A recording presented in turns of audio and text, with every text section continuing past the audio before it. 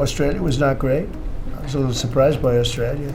US President Donald Trump has again slammed the UK and Australia for not doing enough to help in the Iran war, despite the key allies not being consulted in advance of the US-Israeli strikes. Speaking from the White House, the US President reiterated past criticisms of UK Prime Minister Keir Starmer when he again expressed displeasure with Australia.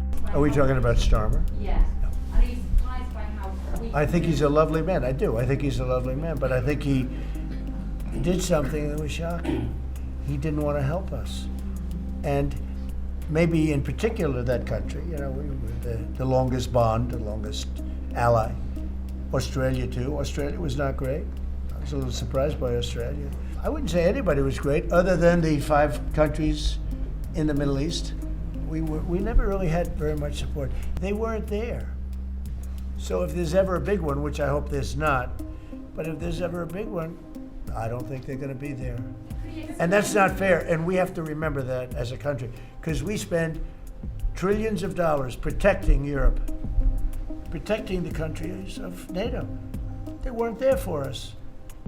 For small time. This is small time. You know what? Venezuela is a big deal, but it's not the big one. They weren't there. So what makes you think they'd be there if we needed them for something? And your Prime Minister was not there, as you know. He was there after we won. He said, we'd like to send some ships. I said, we already won.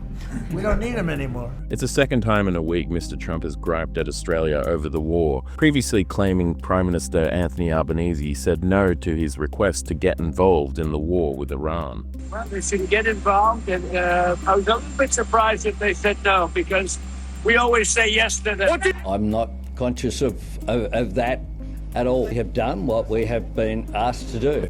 A month into the US-Israeli military operation in Iran and the wider Middle East, reports have claimed that Trump is moving towards a ground operation against the Iranian regime to deliver a final blow, even as he speaks publicly about negotiating with it. And I tell you, we're winning so big, nobody's ever seen anything like we're doing in the Middle East with Iran.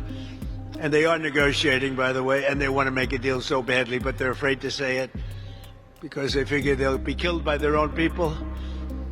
They're also afraid they'll be killed by us. There's never been a head of a country that wanted that job less than being the head of Iran. I don't want it. We listen to some of the things they say. We hear them very clearly. They say, I don't want it. We'd like to make you the next supreme leader. No, thank you. I don't want it.